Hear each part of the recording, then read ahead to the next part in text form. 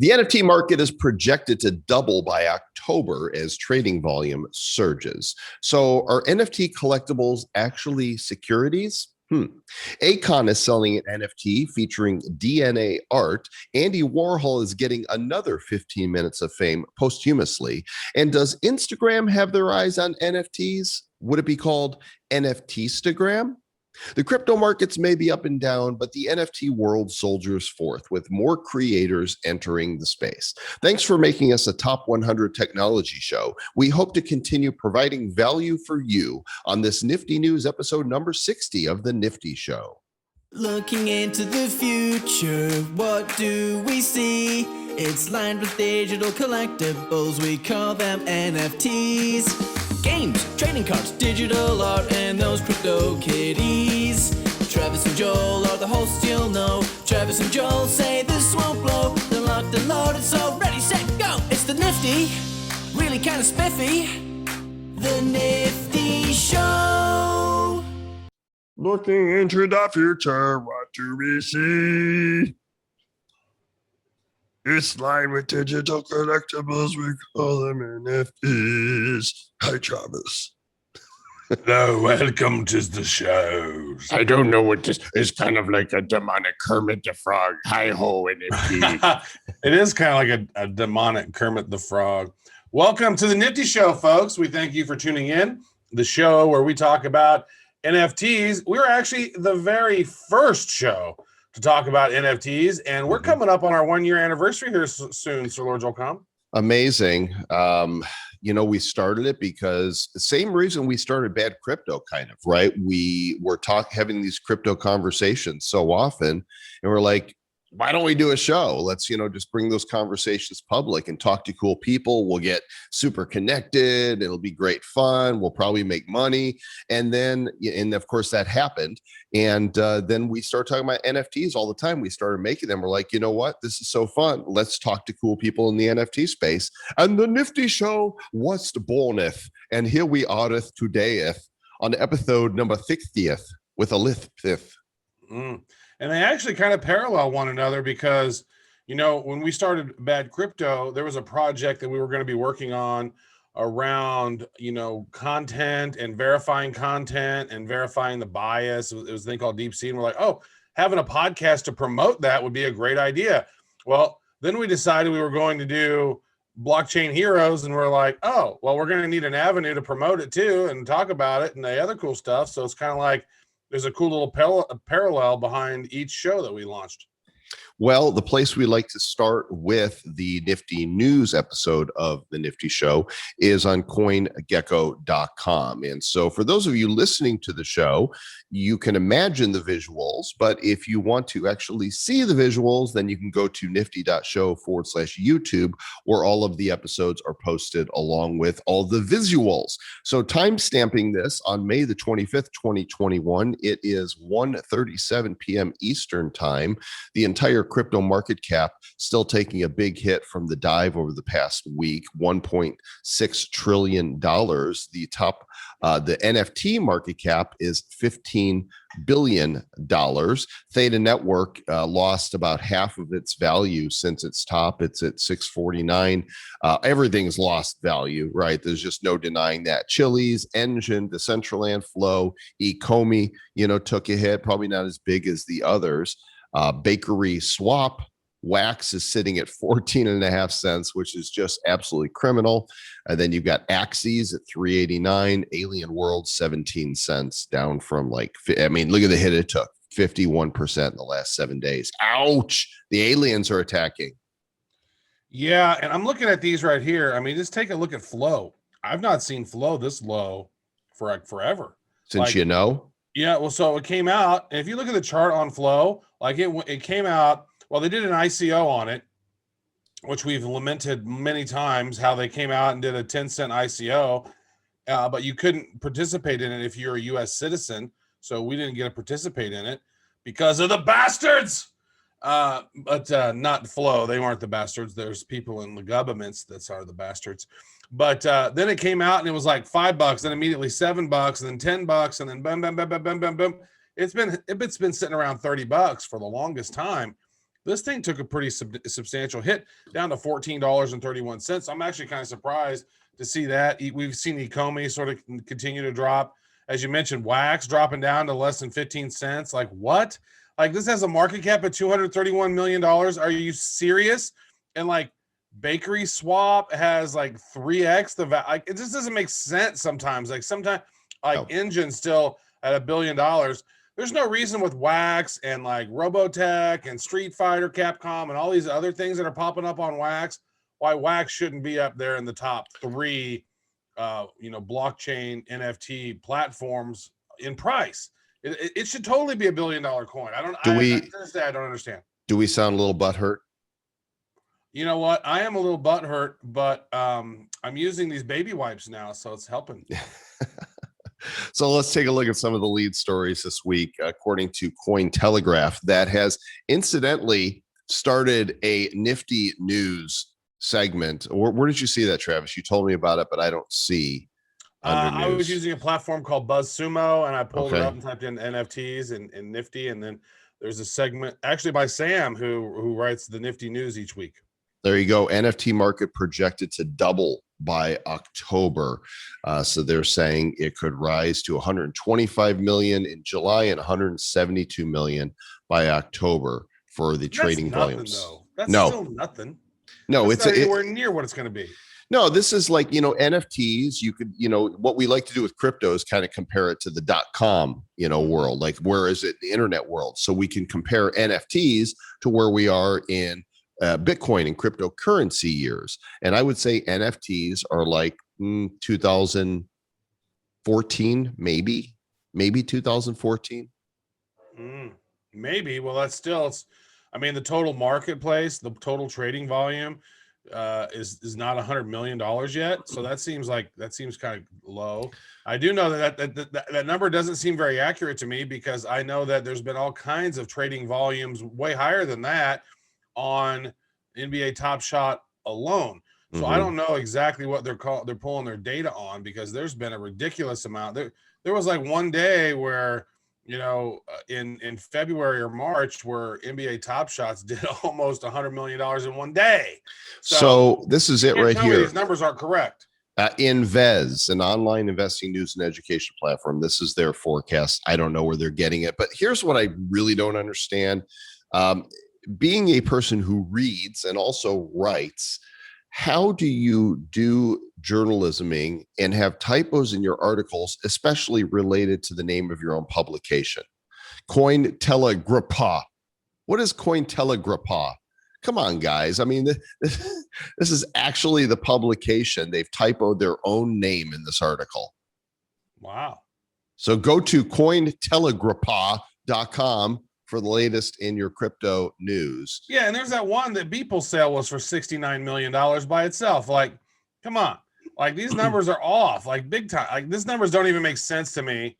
It says here that the industry capitalization of 470 million, the marketplace for NFTs was worth 338 million in 2020 is expected. The trading volumes, they're talking trading volume overall. I just think those numbers seem low, because I've seen some serious stuff on NBA Top Shot. However, NBA Top Shot has been suffering a bit, because it's like they have these launches, and then when they have launches, the marketplace isn't for sale, isn't open. And so I know a lot of people have just gotten out of the habit of going to the Top Shot marketplace, because it's like you don't know if it's open or if it's not. And so I've seen a tremendous drop off, because I've sort of left my portfolio sitting where it was, and it went from my cards in NBA Top Shot went from around 100 grand in value in February, and now they're worth about 12 grand. So that's an 88% drop right there. Here's the other thing that went down: Nifty Gateway, right? I looked at the prices of the art that I have purchased on Nifty Gateway, and they have plummeted. In fact, I've scooped up a few pieces that I've liked for some time and didn't get in the initial sale at, basement prices below retail. And I'm just hodling those because, time, I believe, is coming back. We are not financial advisors, and don't take anything we say as investment advice. If you do, you're a fool. Don't do that. Go do your own research. But Nifty Gateways. I actually have 3 of those Kobe's now. Do you? Because the price went down. The price went down. I was like, oh yeah, I'm gonna say I snagged like a number 40 mint for like $2,000 or something, which originally they were like really high, like a 40 mint for that. I was like, yeah, I'm just cost price averaging at this point, my Kobe's. And I have 3 of the 429 of them, which I think eventually those things are going to be just ridiculously valued. Nice. What nice haul. So, I think here's what's happened is oversaturation. They're dropping stuff every day. They've created this ecosystem over there that's like buy it and flip it, right? They weren't doing open editions for the longest time. It was just here's what's available. Good luck. May the fastest clicker get them. Now you enter a drawing for those one of whatevers. They've got those, they've got the auction pieces, and then they have open editions. And I would only buy an open edition if I really liked the piece. There's no point in buying an open edition to flip because everybody who wants to buy them is buying them. If you're planning on flipping it in the future, that's another thing, but be prepared to hodl it for a while because you can't flip something right away that everybody just paid retail for. Mm-hmm. Yeah, the Kobe Bryant one, that was one that was an open edition, but I didn't see it when it come out because again, some of the things were getting so overpriced and the whole experience was like, all right, well, I'm not really too excited about this. I'm gonna and then they started having some lower quality art pieces and much higher quantity prices, right? I'm like, seriously, like this ghost thing, like oh, here's a little blob of color with transparent color blob, like. Dude, that's not art. They paid $800 that shit. You don't understand art, Sir Lord Travis, right? You're not an artist. You're not an art. You're a fartist. You're not an artist. You're a fartist. But the question now is: are these things securities? And apparently, there's a collector of Top Shots who is suing Dapper Labs for allegedly selling NFTs as unregistered securities. Why would you buy in the first place if you think that what you're buying, you're not buying legitimately? So the thing that this particular plaintiff is upset about, that they have to wait months on end to get their money out. So I don't know why can't people get their money out? That is one of the legitimate questions that pops up on their Discord all the time. It's like, why can't I get my money out? So that's the issue here. It's I think that's really what the issue is. But they're investing. You can't get your money out. You can get it out, but it's originally started out you can only pull out $1,000 a day, but it's not a day. It's like you pull out now. It's the last I saw was 3,000 you could pull out, and it's not per day. It is all right. We're gonna set up a bank wire. And it takes about 5 to 7 days for that money to go. So basically, you can only pull out $3,000 a week. And if you put in a whole lot of money and you've bought a lot of these packs, or you've sold a big, card for a couple $100,000, like if you had like a LeBron James that sold for $250,000 and you could only pull out $3,000 a week from that, like it's a lot of money. But still, you want to gain access to your money quickly. And so I can see why that's a problem. If they're paying, why can't they just put it in USDT and send it? It's literally a convoluted system, which I thought was stupid. But yeah, I can see that, but it's not necessarily a security. It's just a beta project that doesn't have its shit together. That's worth billions of dollars in valuation now. And they should have that. They should have had that set up long ago. Oh, I sold this for $250,000. Boom, let those funds clear. If somebody bought it with a credit card or whatever they bought it, and then take your 5% and send that money on. They don't need to be holding people's money. That's bullshit. So this article covers a lot of the discussion that's taking place on Reddit about this. And I love that, the internet has absolutely destroyed any sense of, class. I Should Talk is the inventor of the iFart app, by the way. NFT Addict says he doesn't feel like moments are securities. Great. So that's what he said. Why all the hubbub? who says he's a lawyer but not a securities expert. I'd be shocked if legally these are classified as securities. But my favorite is the Redditor Farty McPoopy Balls. Right. Noted that the securities claim may fall short. I love that we're going to Reddit now to somebody with the name Farty McPoopy Balls to get investment advice. So let me ask you this then. So if I were to go on eBay and go buy a 1986 Fleer Michael Jordan card, which I almost did recently because I always wanted one, and I'm like, dude, if I want to pay this amount of money for an NFT, I probably should get the most coveted basketball card out there, an actual Michael Jordan cardboard. And would those be securities? No, they're collectibles. It's like art. Is art a security? No. But the problem here is I understand it really is don't freaking hold our money. You know, Dapper Labs, you can't just pull out 33 grand a week. That's bullshit. Like, fix that. And then I think they wouldn't have a problem at all. Thus speaketh Farty McPoopy Balls. That's true. I'm very envious of that name. I wish I could have been like Sir Lord Farty McPoopy Balls.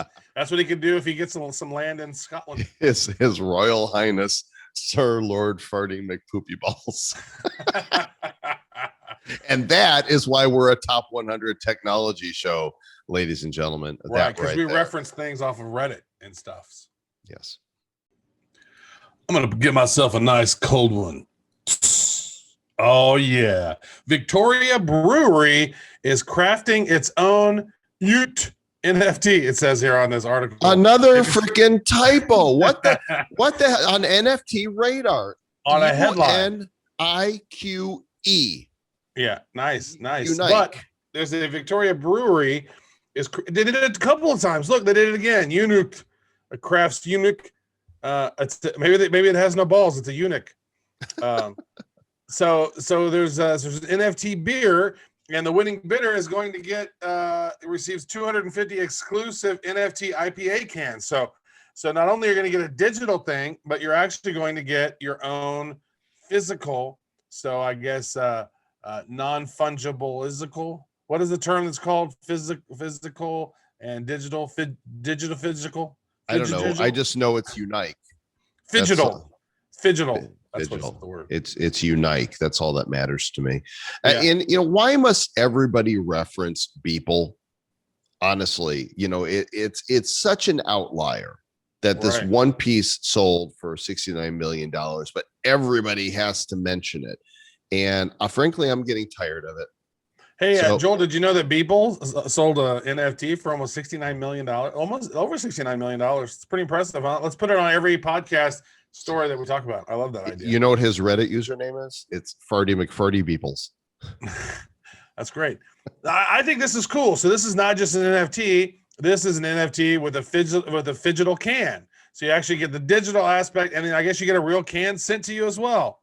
That's what it looks like to me. And then if you open it up and drink it, you got to have more than one. So you need to buy yourself a 12-pack of NFT IPAs. That way you can get your buzz on. So meanwhile, a Variety magazine has much to say about NFTs. There's a company called Sator, the development of a decentralized app that allows users to earn NFTs tokens and other rewards for simply watching their favorite TV shows. So you'll need an app that is on like your phone or something, and somehow you'll be able to earn NFTs as you are watching. Maybe you'll need proof of watching, that you're engaging. Maybe it'll ask questions to prove that you're actually watching the show right now. I'm not sure. I like the idea though. I mean, this is something we've talked about before. I think is worthless about Variety, and then the New York Times does this as well. New York Times rarely ever will actually link to a resource that's valuable. They'll link to their own stuff or not link to anything at all. So I'm like, oh, Sator, I want to click on that. And it's basically variety.com/t/Sator. They're linking to their own page, and you go to it, and it's like, oh, here's the 2 times we've mentioned the word Sator. Like, no, I want to actually go to, is it Sator.io? Is it Sator.com? TV, NFT. Let's see if I can find it. It is, nope, don't find it yet. Can't find Well, it yet. it's not the only value that Variety brings, because I've also just discovered that Lindsay Lohan is returning to acting in a Netflix Christmas romantic comedy. So, Okay. so that's exciting. All right, I have found this. Oh, it is sator.io, sator.io.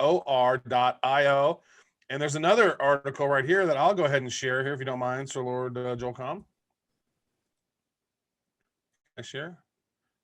You can. Sharing is find the button. The button's not caring. My Push thing the was too buttons. scrunched down, so I couldn't actually share. So here's an interesting thing. Refinable partners with Sator to integrate NFTs into TV series decisions.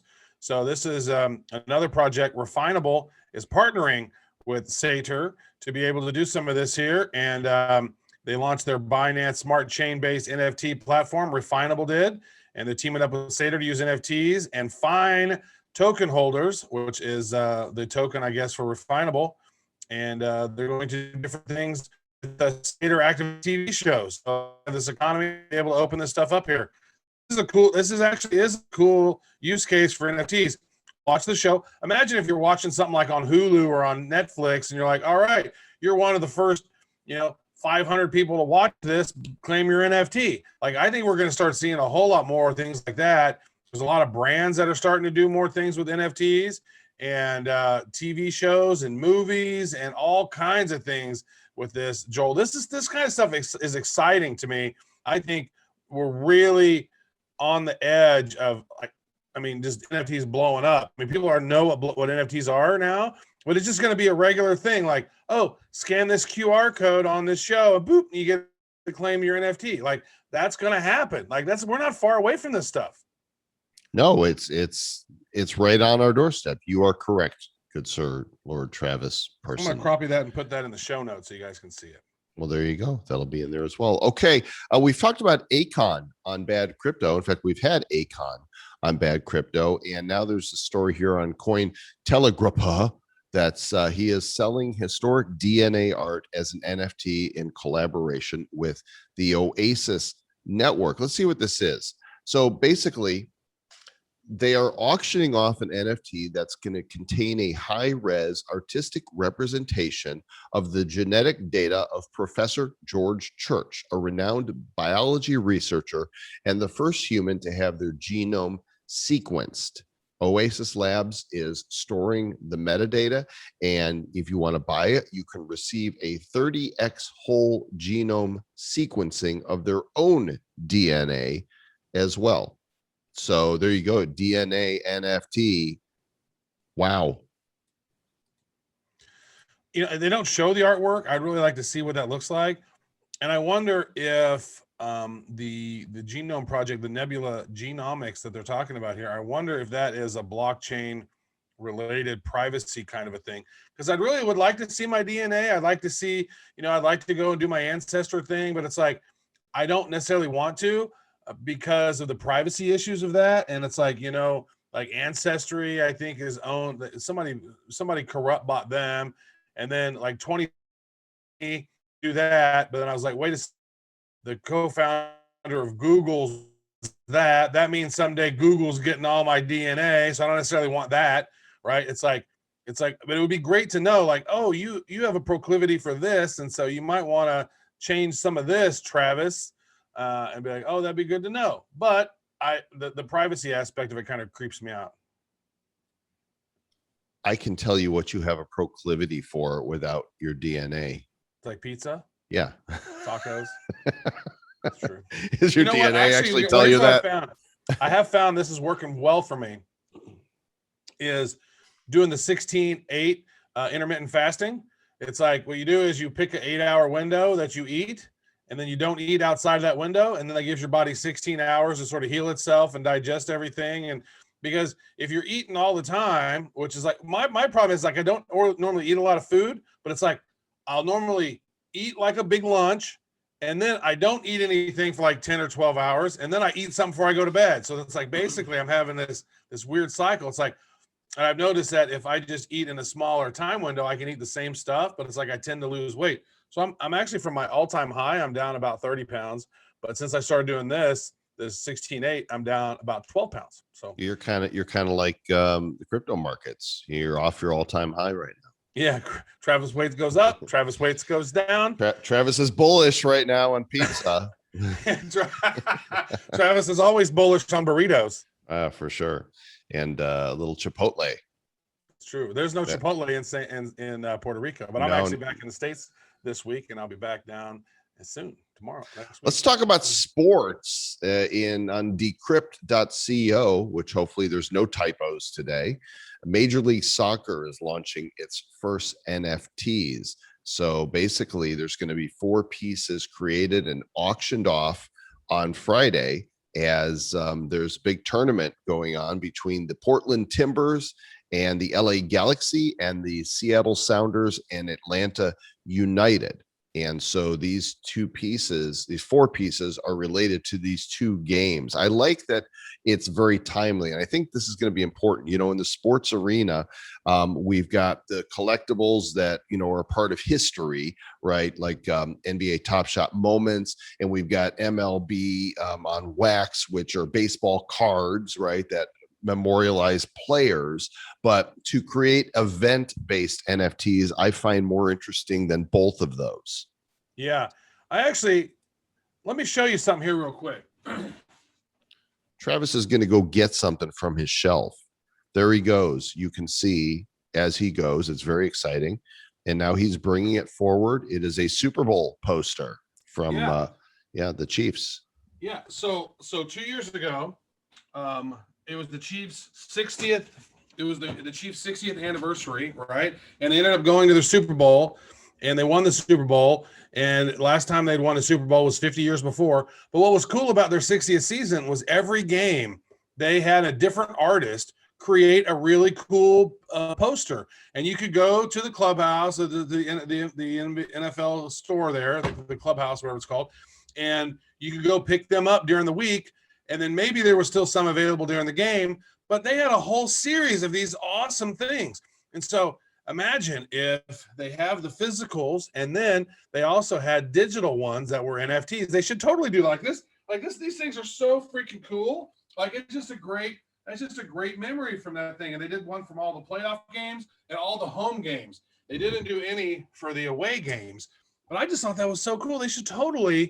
Teams should totally do this. And this is kind of exactly what we're talking about right here, Joel, with this Major League Soccer jumping in on the NFT. These are totally custom, really cool, one of one sort of that are commemorating that event. I love it. They're not the only ones commemorating wins. If you're into the soccer balls, then apparently in the English Premier League is the Manchester City Club, and they are launching NFTs on the NEM blockchain. So boy, NFTs are popping up everywhere. Everybody's going like, all right, everybody else is doing NFTs. How do we get them on our blockchain? And now the NEM group is going to be launching these to commemorate that's a name win from like 2017, 2018, isn't it? It's like, right. Have you heard NEM mentioned anytime recently? Nope, no NEM. Nope. But it doesn't mean, that, like the fact that they're still here and moving forward in 2021 means that they've been, biddling this whole time. And now they are NFT capable. Maybe they've always been, I don't know. But this is a commemorative piece that is going to launch on Maker's Place. They're going to be donating a portion of the proceeds to city and the community charity.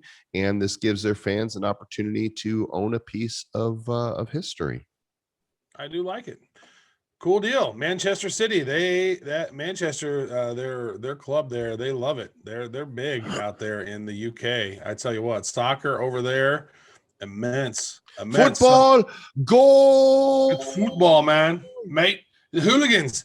It's actually like some of these games, these rivalries are so vicious that they have to put rival fans on the other side of the stadium. They can't like intermix them within because there's just fights break out too much. Like it's crazy. I was over there for I think it was a Liverpool Manchester thing, and like I don't know if you know this, but Manchester and Liverpool is not far away. It's like for $5 you can get on a Virgin train, and for $5, and there you are. It doesn't take long to go there. But they brutally dislike each other, and like, man, it's like they separate them. It's crazy how. I honestly, I've never understood that. Like, finding your identity so deeply rooted in your home team that you're willing to get into fights with others because they're talking smack about you. It just, I mean, it's not like they're picking on your kids. Well, it's like this, is that, the Romans had it figured out how to distract people was with bread and circuses, right? And it's like you have an innate, there's an instinct that you want to protect your home turf, right? It's like it's sort of built in from us, from our tribal instincts, want to protect our own turf. And it's like that energy has been siphoned into sports for a lot of people. And it's almost like instead, and then whenever their team wins, they feel like they win. And so what happens is the distraction of sports by having your team feeling like they win, like, oh, you won a championship. Yay, my team won a championship. Like, no, you didn't do shit. But you get that feeling like you did something. So then in your real life, you actually don't really accomplish anything, but your team won something. So you feel like you've done something. Yeah, they got paid a lot. You got paid absolutely nothing. I'm not saying, hey, I'm not crapping on sports. I think it's important. I think athleticism is important. I think competition is very important, that we need to have winners and losers, right? I'm all aboard. We need participation trophies, Joel. No, not for you. Different than that. It's racist. You do not get a participation trophy from participating in this podcast today. You will either discover the most typos or I will, and that person will get the trophy. And so far I'm beating you. That's good. Well, I found Unk. So Andy Warhol, the now no longer with us artist of pop culture fame, has 5 NFTs. Christie's, the auction house, is collaborating with the Andy Warhol Foundation, and bids are starting at $10,000 for this piece called Andy Warhol Machine Made. And I think we can take a look at them right here as they link to Art News. The link here is about the authenticity is being questioned, whether or not these are actual legit Warhol pieces. But you would think Christie's would have done their homework. It says that the original artifacts were recovered from Warhol's computer, held on a floppy disk owned by the Warhol Museum, and were created on an Amiga system so that they are pixel accurate, 320 by 200 pixels, unaltered, unscaled, unstretched. Huh. That's cool. So he started, so I'm reading this here as well, that he began a stint as a brand ambassador for Commodore internationally back in 1985. And he was gifted his Amiga 1000 computer, and it had this Pro Paint software. So he basically started doing his own version of digital art. And if so, Warhol and the Omega, that is awesome. That's actually really cool. If he really created this, that is pretty spectacular. Like, I think those should go for hundreds of thousands of dollars. Why can't I see the actual sale though? Everything links to something else. This one here links to their own shit. Another, I mean, like, can you show me the damn NFTs, please? Somebody. Right. And here it is again. Oh, $69 million Beeple NFT sale at the bottom of the article. You guys are killing me. I'm like, come on. Yeah. This is interesting. So this is a very famous cover in the, I guess, the comic book world here for Michael Turner's Fathom. And this is the the cover number 1 of 3. And this is the cover of, it's an NFT that they created, and they sold it for $100,000 at auction. I guess this was the top selling comic of 1998. And comics and NFTs are just a match made in heaven, right? It's just, they're a perfect fit. They are. I'm still looking at this. I'm still trying to find the freaking, I even Googled in DuckDuckGo Christie's Andy Warhol NFT, and it's more people talking about them, but not actually showing where the freaking sale is. Nobody's linking to the actual information anywhere. Warhol Foundation is auctioning off the artist stuff. Maybe that's the link. I don't know. There's the same one. Oh, there we go. Oh, I found them, Joel. I will take down my share, and you could show us. I found them. And then and we're not going to go back to this Michael Turner story because I already shared it. So let's see it. So here we go. Here's this one. This is the type. This is his self-portrait that he created of himself. All right, that's what's there. It is. I'm not seeing. I'm not seeing anything yet. You're not. No, it's wanting to. I can tell it's trying. Okay, so It's try going. Again. It's going. I really want to share this with you, Joel, Okay, but let's try again. Can you see now? not yet. It says you've started screen sharing.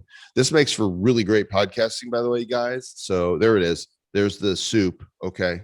You see the soup here, the Campbell soup. Mm-hmm. So he drew that one. That's pretty nice. Mm-hmm. Here's a banana because he's a big. Everybody knows bananas painted taped to a wall. That's art. Yeah. And then I got some other stuff here. And then here's another one. Like it's like a weird flower thing. Mm-hmm. And he did it on this computer right here. There you go. How about that? Historic. There's another one right here. There we go. I think that's fascinating. I think those are going to sell for a ton. I mean, all right, like this right here, if there's only one of one and to buy this thing right here, like that would be freaking awesome. Can I just say, what the hell is wrong with these publications? Like, why are there no pictures of these NFTs or a link to them in your stories? Don't you think people will want to see them if you're going to write about it? Oh, Andy Warhol's, they got NFTs they're auctioning. Where are they? Well, we're not going to show them to you. That would be too productive. Yeah. Oh, and the auctions bids, they've started at $10,000. Well, where are they? Where's the link? I want it. Maybe somebody wants to bid on it. Mm-hmm. So, of course, everybody wants to hop on the NFT bandwagon, and the Associated Press is no different. They have a huge, archive of photographs over the past 175 years, and now they're auctioning off 10 of them, 10 of these photos. And let's see if there's, you can actually link to them. This is smart because it's actually on the AP site, right? They're going to put out a press release about themselves, and they are going to link to it because the whole purpose of their press release on their own site is to sell these NFTs. So here, of course, this is classic stuff, raising the flag on Iwo Jima, AP artifact number 1. The sale ends on May 28th, and currently the bid is only $449.78. So if you want to bid on one of these here, I'll bet you if I clicked on the collection, we could see. So the negative? Yeah, it was like there was a negative in there. They've only listed the one right now, so I assume they're going to be listing others here shortly. But that's a unique piece of history right there. I mean, it looks like this is a video NFT that has the image presented in multiple different exposures, and you got your negative, the positive. I think I saw another one where there's birds. They've put some effects on there. Really cool. Like, wow, there's a tribute, that's an awesome piece there. Tribute to soldiers right there. Thank you to all of you who have served our country, by the way. Oh, look at that D-Day stuff going on. Wow. This is much more than just a picture. This is a cool presentation. Look at it. They're coming up on the beach. Hey, Sir Lord Joel Khan, guess what I'm doing right now? Chewing gum. Nope, not chewing gum. I am actually placing a bid on that Iwo Jima cool artwork by the Associated Press. Like, that to me is pretty historic. And if I can figure out where the hell the freaking Andy Warhol thing is, I might bid on those, but I don't know where they are because no idiot will link to it, right? Well, good luck. I hope you win the NFTs that you can't find. This is interesting. So the Guggenheim's co-founder, his name is Todd Morley. He's building a blockchain tower in New York City, and it's designed to house the world's biggest NFT museum. I didn't know anybody was building in New York now. Like, it seems so many people left New York. There's all these empty buildings. Why build a new tower? Why not just take over something that's already existent? I don't know. So it's going to be New York's tallest building and house the world's largest NFT museum. Todd Morley is the founder of the Guggenheim. That to me is like, you don't really need a big tower to show NFTs. You just need a few screens, don't you? Like, all right, here's a screen, here's a screen. You just need a hard drive and some screens. People like to build bigger, better, and so anyway, I like that. Going to charge people to come in, I guess. Yeah. All right. I guess something like that. You know, Sir Lord Travis, one of the biggest names in music is Quincy Jones. I mean, he's, the dude is a legend, right? He's worked with Whitney Houston and Michael Jackson and his own material and so many musicians. And it looks a lot of stuff in Motown too, right? Oh, tons. He is forming a new company called One Of, and it is an NFT music platform that he's backing. And this is a low cost way of providing fans content that's not necessarily about big ticket auctions aimed at collectors. Wow, this is like this is preaching to the choir right here, isn't it? Because this is what we've talked about, is that musicians and artists need to be reaching the masses of their audience and not just catering to the whales. Mm-hmm. And I wonder, it says it's a green friendly blockchain technology company, One Of. I wonder which, I don't see which blockchain they're actually built. Tezos, it looks like, is what they're doing. They're partnered with the Tezos Foundation, and the Tezos blockchain protocol mints NFTs using 2 million times less energy than other networks like Ethereum. All right. I've been hearing a lot of stuff popping up on Tezos. A lot of projects starting to pop up on that. Different things are being built on Tezos. So I think NFTs on Tezos might become a bigger thing. NFTs could cost as little as $5 or even free for artists using One Of.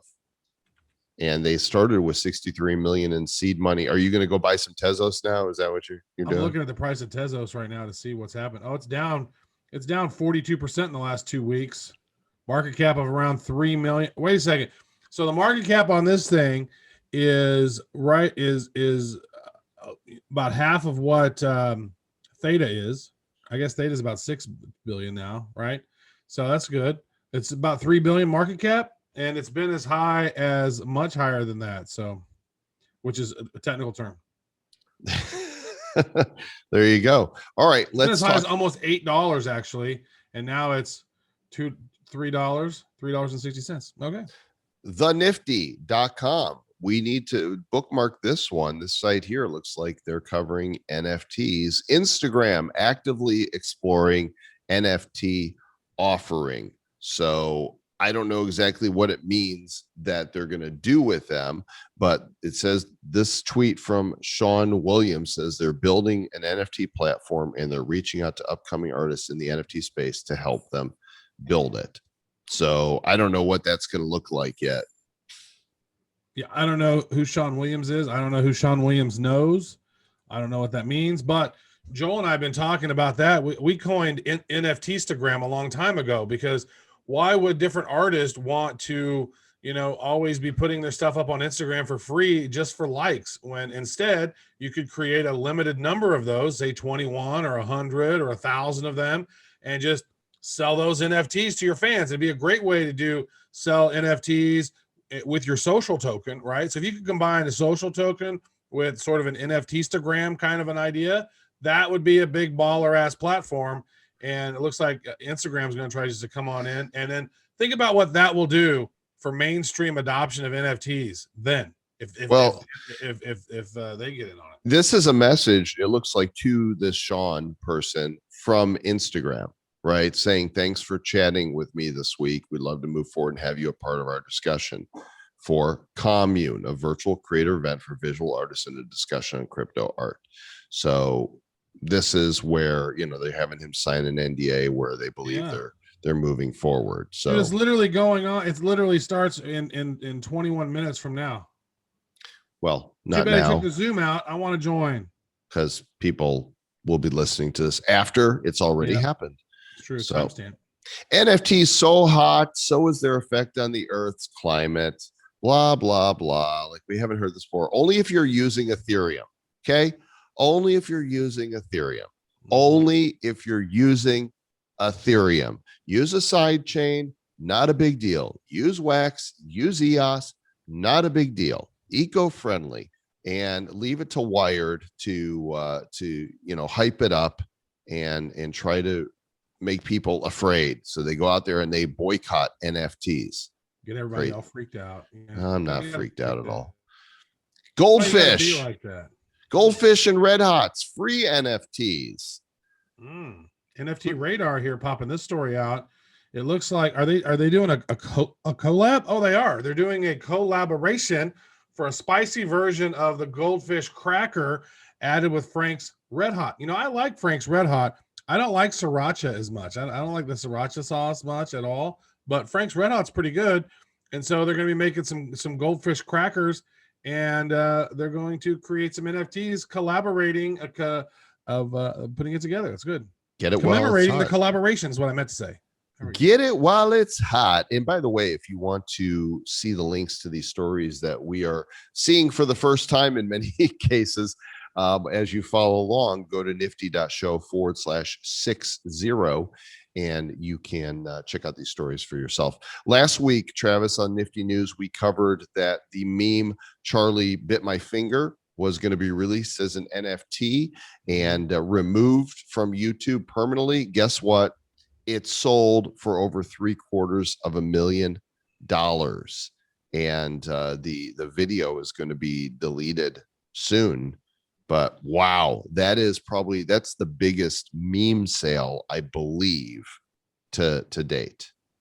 It's pretty big. It's got 884 million views on YouTube, so very close to 1 billion because math. And look at that. I wonder. Like, just I'm gonna say, like, okay, how much money do you make with 1 million YouTube views? Like, does it make? I'm curious. Like, it doesn't make. They've made over time. It doesn't make this kind of money. So $300 to $2,000 per 1 million views. So yeah. Let's say on the low end, $300 times 884. That's $265,000. Yep. Well, this sold for 3 times that. Yeah. And so now the NFT auction winner is going to have a certificate of authenticity for the original video and the opportunity to make a parody of the video featuring the brothers that are now teenagers, Harry and Charlie, because this is from 13 years ago, right? I believe this was 2007, 14 years ago. Yeah. If you actually search for Charlie Bit My Finger, there's so many photos of them at other ages where the teenagers are like, they're still doing this. Charlie's biting the other one's finger again. It's like, we're going to see these guys like, 40, 50 years from now, like when they're all old and gray and like, Charlie bit my finger. Yeah, look at it. It's got permanent bite marks. There's no teeth. Charlie's teeth will have fallen out. They'll take his dentures and they'll just put it on the guy's finger like this. I got a tattoo of it. As the ecosystem continues to grow, really glad to see sites popping up that are focused on NFTs. This one in particular, wax.guide. This guy's doing a really good job of following up with all the news that he encounters in the NFT ecosystem. And so I would bookmark this one right here. They write about the different drops and seems to contain a lot of information, some of which I've not even been privy to. So wax.guide, they are not a sponsor of the show. We just like to talk about the things that we find that we think you'll find interesting, because that's what we do here. I just see a new one. Girls of Ink wax drops popped out there recently. All right, check it out. NF titties. It's becoming a thing. We have willed NF titties into existence. By the way, Sir Lord Travis, YouTube took down our Nifty News that featured that Playboy image-ish on the front, which I thought they might when you put that in. I'm like, I don't know if that's going to pass. It's down. No appeal either. Really? No appeal. And it wasn't even nudity. It was new. It was a Playmate, but I put smiley faces over the nipples. Yeah. That seemed reasonable. They were big because he had nice areolas, and so I had to put the bigger smileys on there. They did not think that that was legit. So that one's down. If you want that episode, you're going to have to go listen to it or go find it on library, lbry.tv, which I think is now Odyssey. But all of the stuff that YouTube takes down lives on in decentralized video. And so there's nothing that we've lost, except our bad crypto Twitter was taken down, was suspended indefinitely by Twitter, because a year and a half ago, we posted a video that somebody else gave us that had copyright material. So they deleted the tweets, basically the same video in about 15 tweets. And because it was that many times, it was repeat offenses, and their idiots over there just suspended the account, even though they removed the tweets like from a year and a half ago. Wow. Twitter is asshole. Big tech is asshole. Yeah, which I think I just wonder, like, what part of it is, that we rail on Twitter a bit in Bad Crypto, and somebody there maybe heard it, was like, these guys are talking bad about us, let's get them. Here are feelings. Yeah, we're habitual feeling hurters. Well, they have bigger problems than that. That's true. So, I saw that Florida's governor has said that Florida residents can now sue big tech for banning and censoring them. And I started thinking, like, wait a second, there's a pretty powerful guy who used to be president of the United States who lives in Florida. That would be hilarious if he could sue Twitter. Like, that'd be interesting. We'll see. To be continued. Drama. It's always interesting to see the crazy dramas. Indeed it is. Thanks for listening or watching to whatever it is you do. We appreciate any reviews that you provide, especially if they're good. If they're not, then just apply that review to those other guys' show, even though we like them and don't think they deserve it either. Mm-hmm. And if you're gonna write a bad review, at least make it funny. Don't be stupid. Right. And more good stuff coming. Don't forget our live show every Friday, 5 o'clock, or Thursdays now, at 5 o'clock Eastern. I have to remember we've changed. Thursdays, 5 o'clock Eastern, nifty.show/YouTube, nifty.show/theta. And of course, you can watch the replays and subscribe to the show so you can listen to us in your ears, because let's face it, we're not much to look at. It's true. We got faces made for podcasts. Indeed we do. But we're doing videos anyways because our mama thinks we're cute. His mama thinks he's cute enough to do video. My mama thinks I'm cute enough. Mama says I probably need to drop a few pounds. You know what else your mama says? Stay nifty. Be nifty. No, damn it. Keep it nifty. Mama always said, keep it nifty. Mama always said, keep it nifty and dress spiffy.